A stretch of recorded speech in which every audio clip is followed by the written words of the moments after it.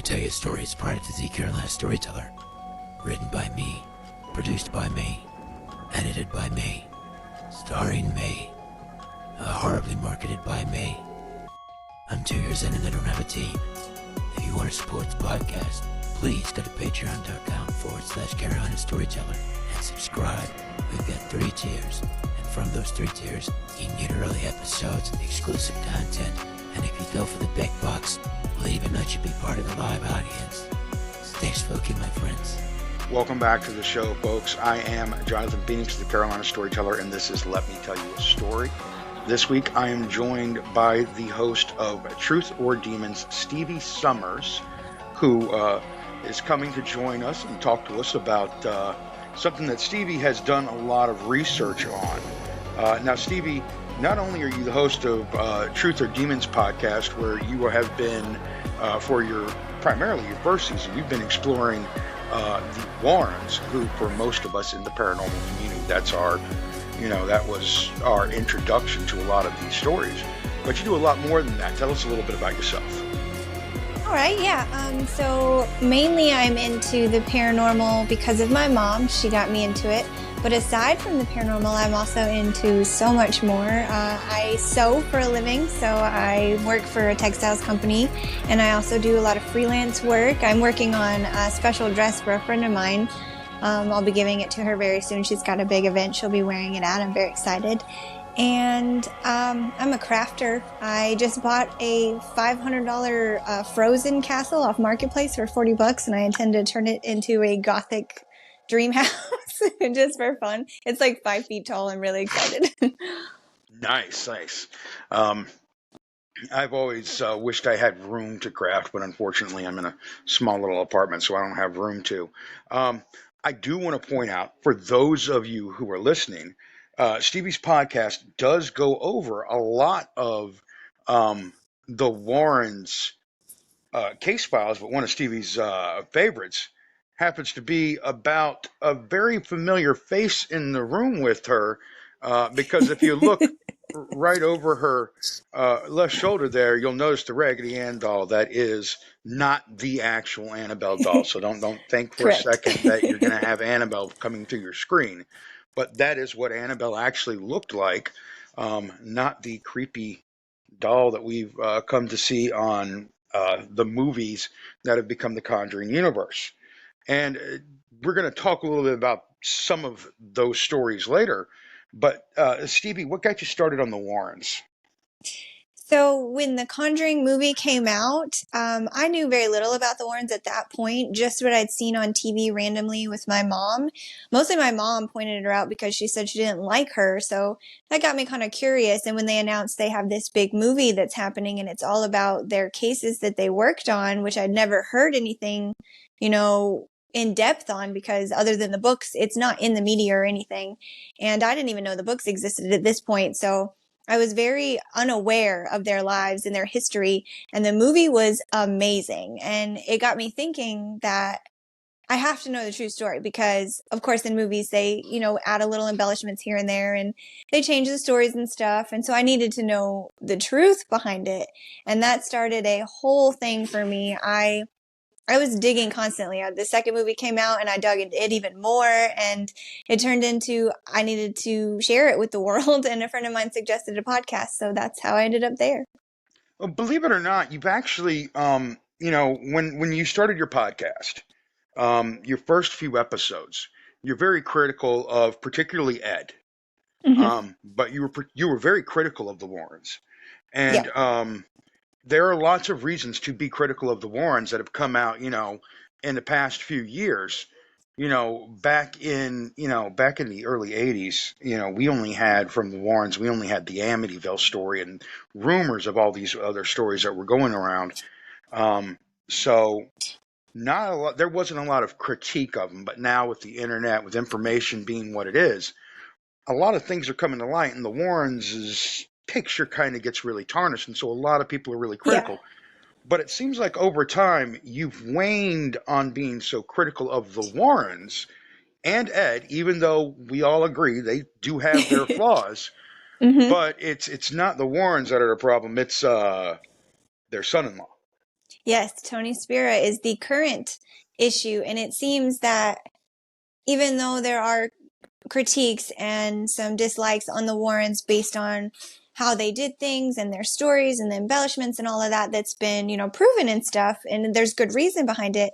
But in my interviews, I talked to people that had amazing things to say about them, and it felt unfair to judge them so harshly. So I retracted that a little bit, and I'm a little more open to their history and their experiences with people I've interviewed.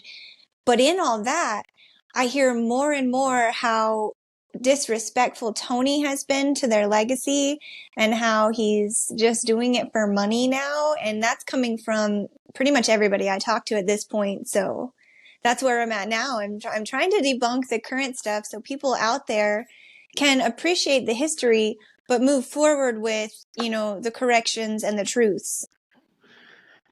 And you're doing a good job of it, because honestly, you have uncovered things that I had never even heard.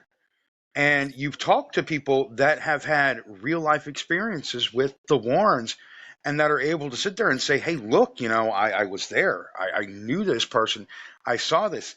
Yeah, they might have done this or might have done that, but no, this is really, and the picture less of the uh, conjuring hero that appears in the movies, or the villain that is painted by a lot of the skeptics, and Mm-hmm. more of these people who um, were really pioneering something without no, they were really out of their depth. They're going in out of their depth, Yeah, and they're yeah. trying to do this out of their depth.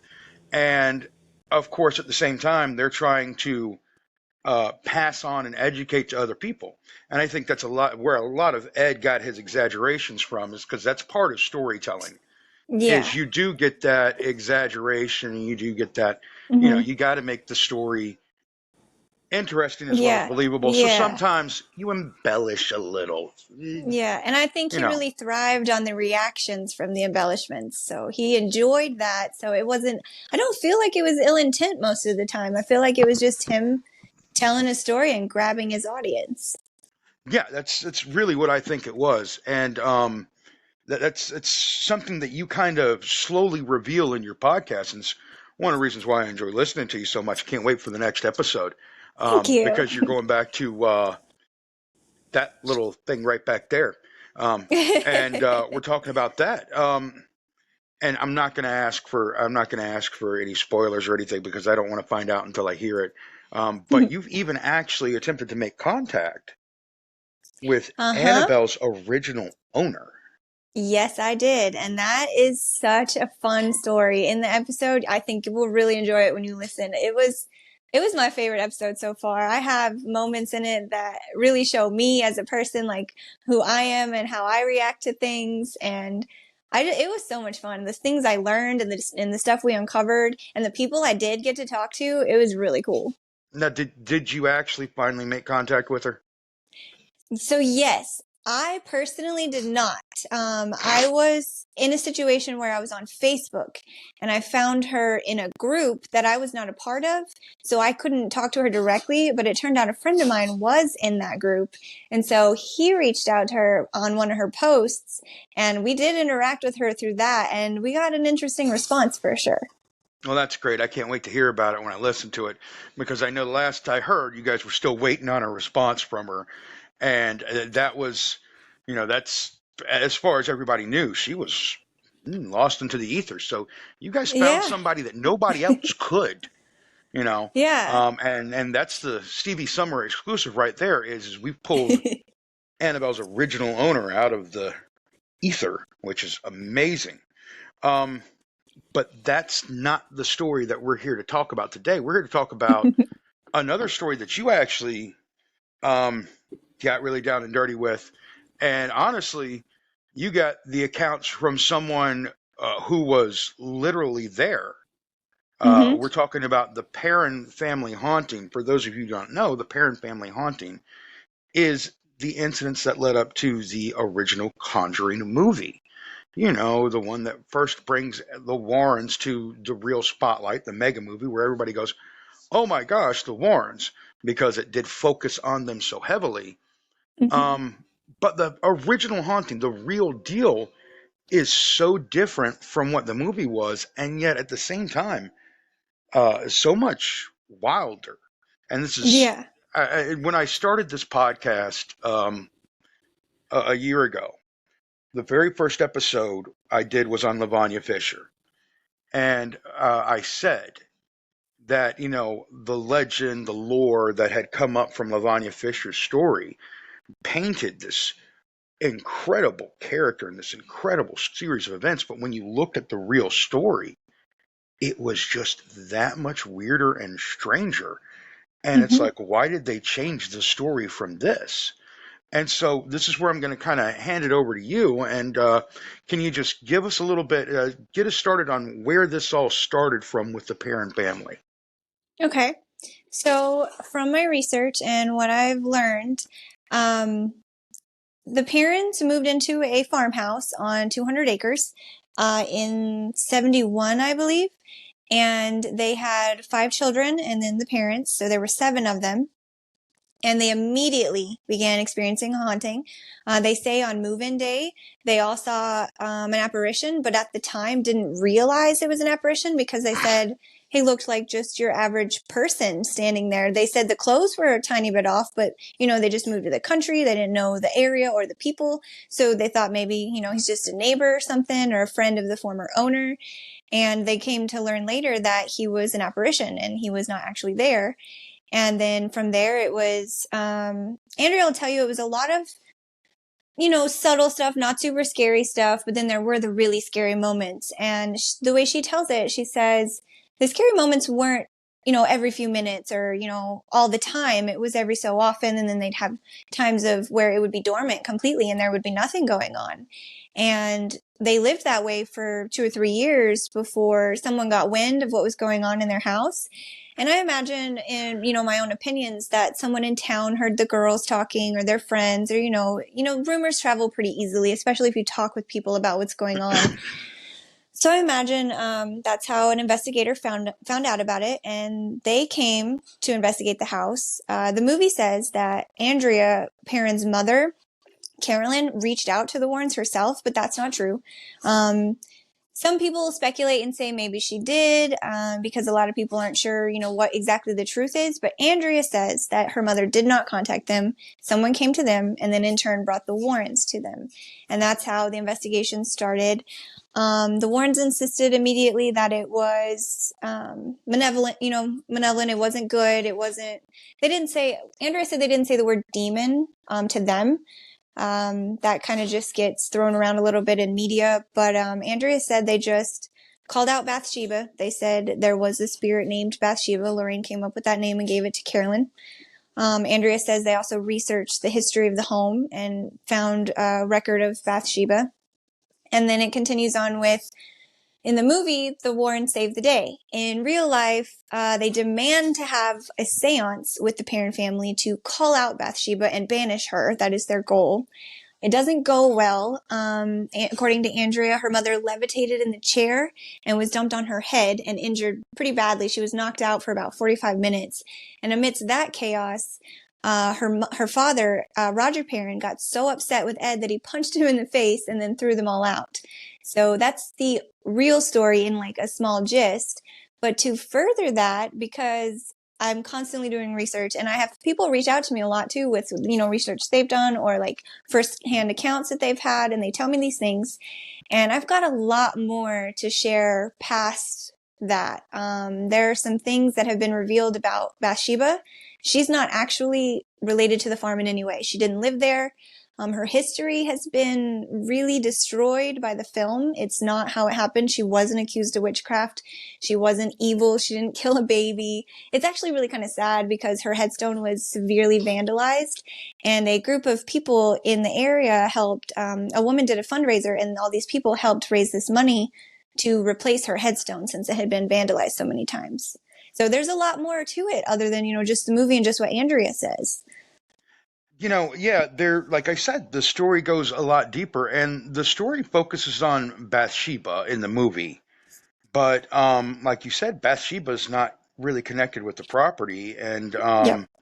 I No, I've seen some other people that have done research on her, and she wasn't considered a witch. She may have been considered some kind of a medicine woman uh, or or faith healing woman, but a witch was definitely not one of those, and she definitely was not considered a malicious or violent person. Hmm. Um, but there were spirits on the house. There were spirits there at the house that um, were connected to the house that were not mentioned in the movies. Right. The former matriarch and the former kind of patriarch there.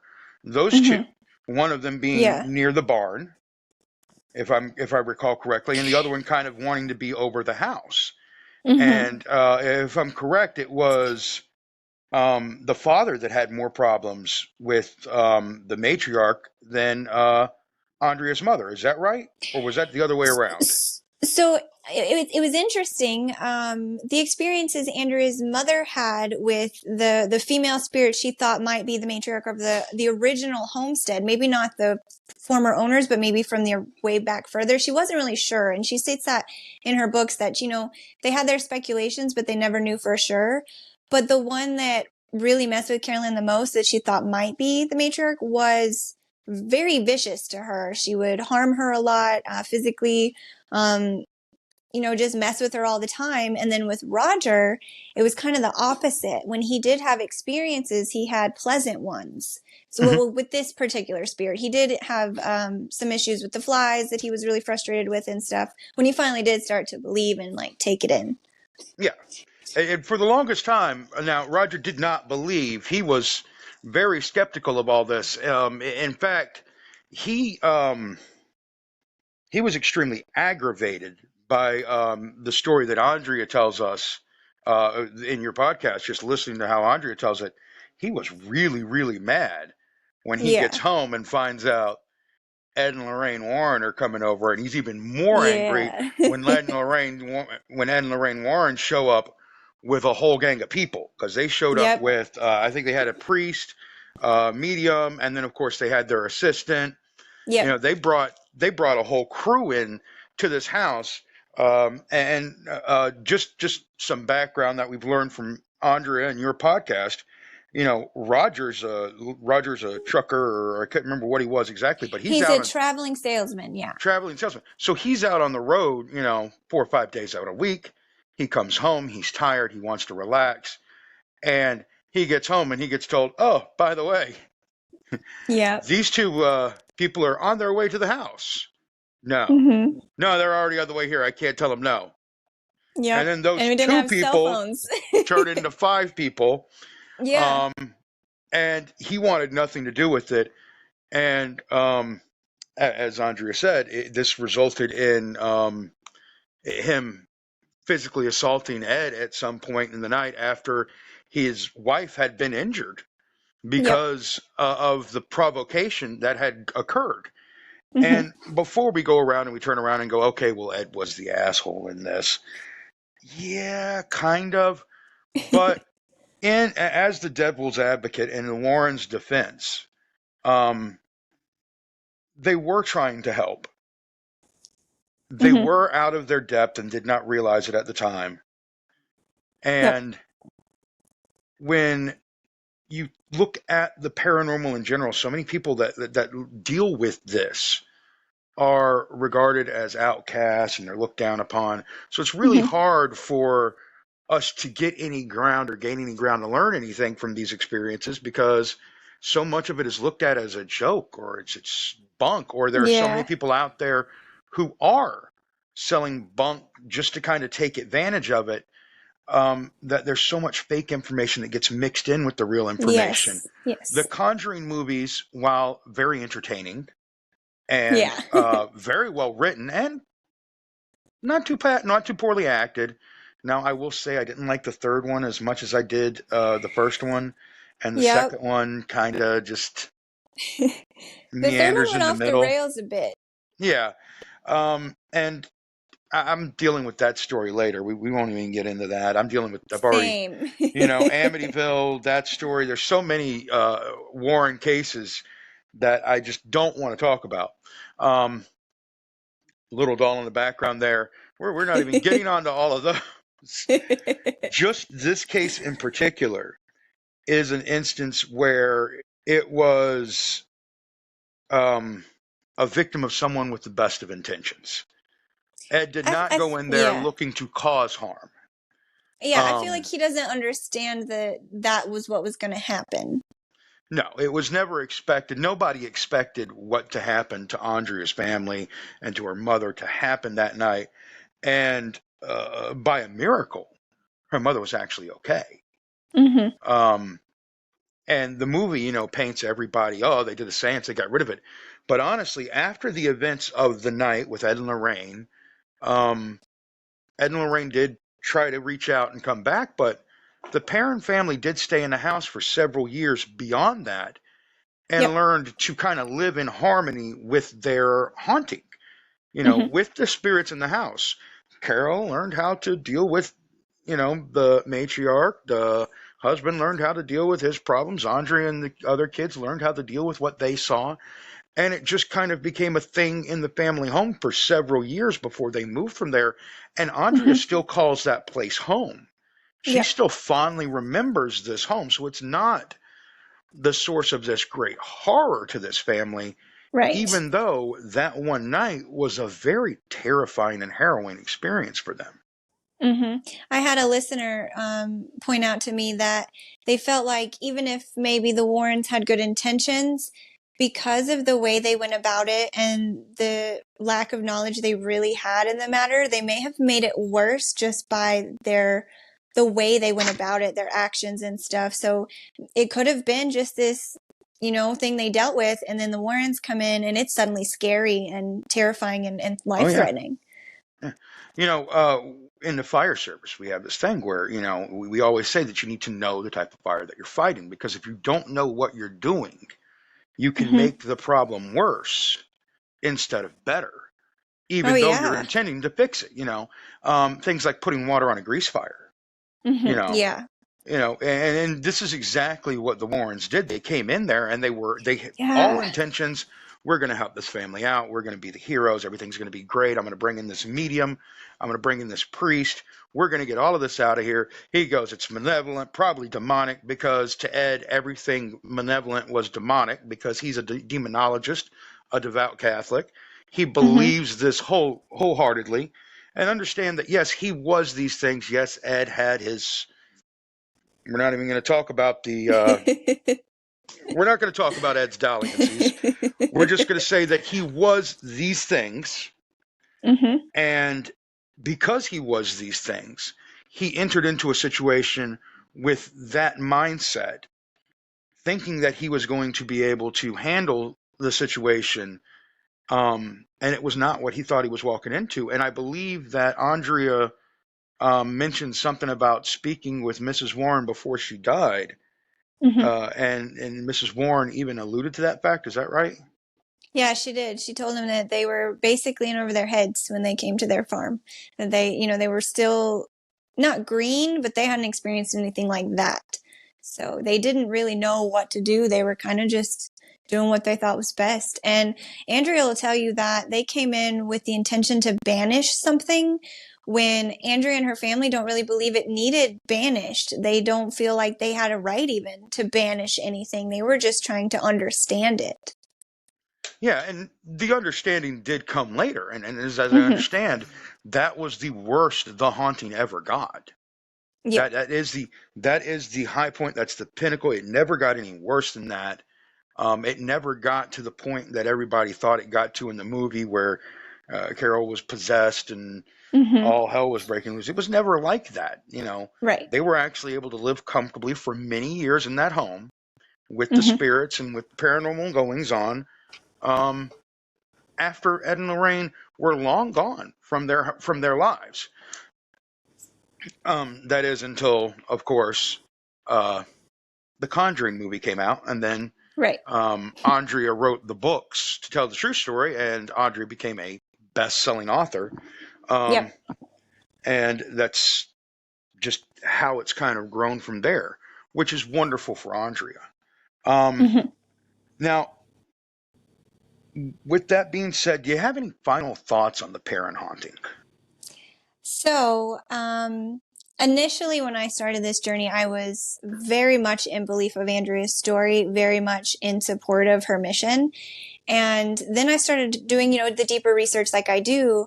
And at this point, my personal opinion is there's still truth to be found. I don't think that Andrea tells all the truths, and I don't think that some of her truths are actually true. I believe there's a bit more to it. And also, my biggest thing right now is I mentioned this a little bit in my episode about the farm, but I really feel like we need a little bit more clarification and justification for Bathsheba, because she has been, dragged through the mud, a person that did exist once. And the movie, because of the movie, there are, big crazy fans out there, super fans of the film, that hate Bathsheba and the false history they've written about her. So much so that, they did the vandalization of her tombstone and things. So now my mission is kind of more, I want to write the history, and I want to make sure everyone is aware of what is true within the truth of Andrea. So if I like some of that stuff, I'd like to correct in a second episode.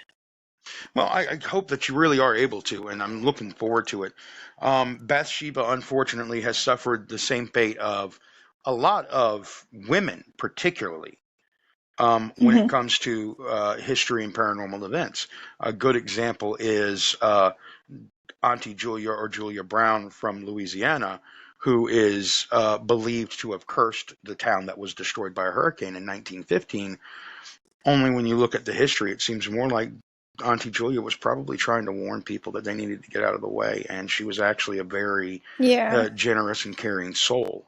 So this is what happens is, and it's really when you look at it, and this is going to be me going into a socio-political thing. It is really the patriarchal attack on powerful women in history, where we Yeah. villainize them and turn them into the bad guys. And it's been happening for hundreds and hundreds of years, and it'll probably continue to Mm-hmm. happen. So after we get done with the Perron family, what's next for you, Stevie? Where are you going from there? Are you gonna hit Amityville hard? I did Amityville briefly. So I did an episode on Amityville, Mm-hmm. and it was before I talked to anybody that had any real experience with it. It was before I did any super deep research. I pulled some facts off of one website, but I really want to go a deeper dive into the history of the property and the house. And then I've got some people I can talk to about that have actually gone to the Amityville house, and they have their experiences they can share. So I'd love to do a part two for Amityville, and I will do a part two for the farm. And I'm currently working on my episode for the Arnie Cheyenne Johnson case, and I am Ooh, super deep into that. I have been working on it I'm waiting on for that one. months. Yeah, I've got so much, and just a couple days ago, I had more dumped in my lap that is just mind blowing. So I'm really excited to do this episode. I've got newspaper articles that reveal things people never talk about, like they never knew, and it's right there in the newspaper. So it's not like a secret or anything, and I'm really excited to share. Well, I actually have a surprise for you, Oh, and it is something from my past that I wanted to share with you, so that you oh, I'm had excited. it to dial back on. So I was raised by a foster family that actually came from New York, and they had actually lived in Amityville Wow. at the time of the incidents, and they recall that after the initial murders, the house did not sell. It was very creepy. There was just something wrong with the property. They recall being near it. They've seen it. They'd been around it. Nobody wanted it. At one point, apparently, one of their brothers had gone in to look at the house to buy it and turned it down completely, even though it was greatly marked down. Yeah. This was when you look at what, oh my God, I just blanked on names. The Lutz The family let's. bought it for. Yes, if you look for what George Lutz got it for, he Mm-hmm. got it for a steal, considering back in the day. Yep. Um, you know, and even though the price was greatly reduced, people would go in and see this house and be like, no, no, there's Mm-hmm. something wrong here. Um, And even after, when the things happened with the Lutz family and afterwards when people were going in there, even though no one else experienced what the Lutz family experienced on that property, people have constantly said that they get vibes from the property and from the house and that there's something wrong there. And it's gone away over the years. But he, being there, remembers all the events happening in real time.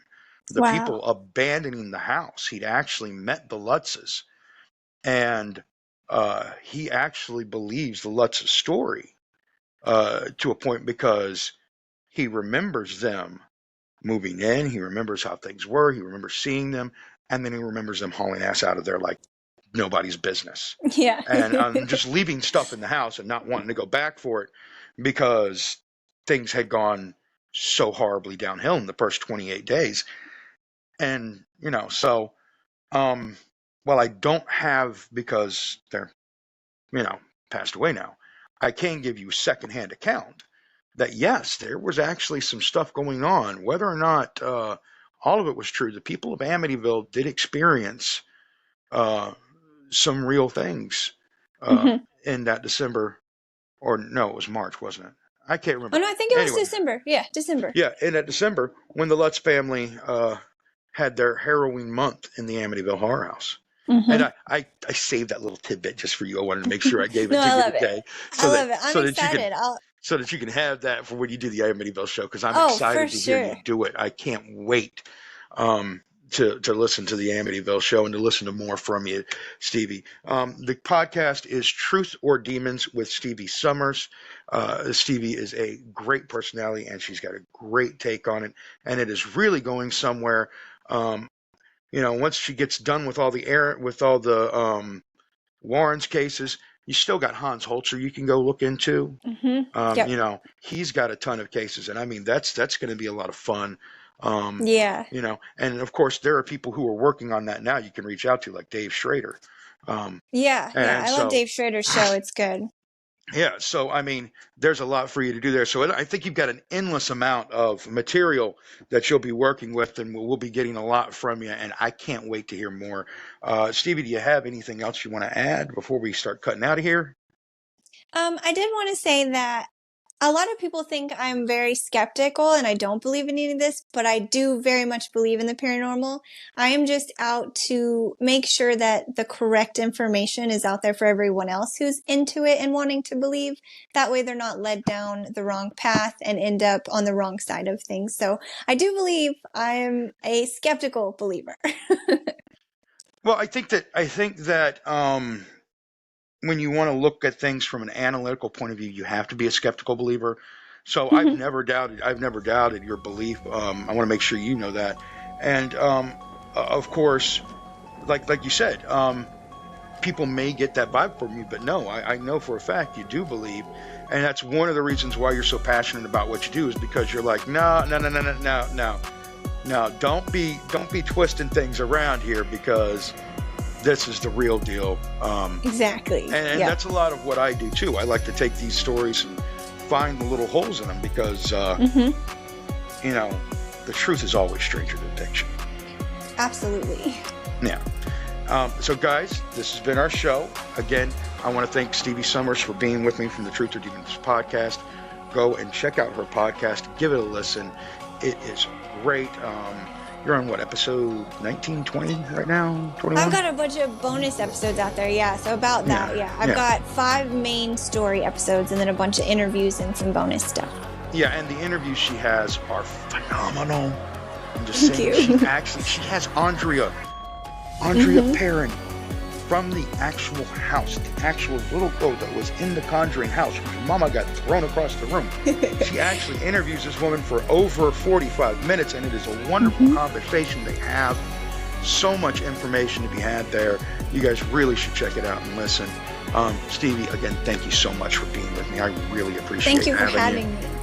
And, yes, thank you for having me. I look forward to hearing more of you. Guys, this has been Let Me Tell You a Story. Well, today, let me tell you about the Warrens. And stay spooky, my friends.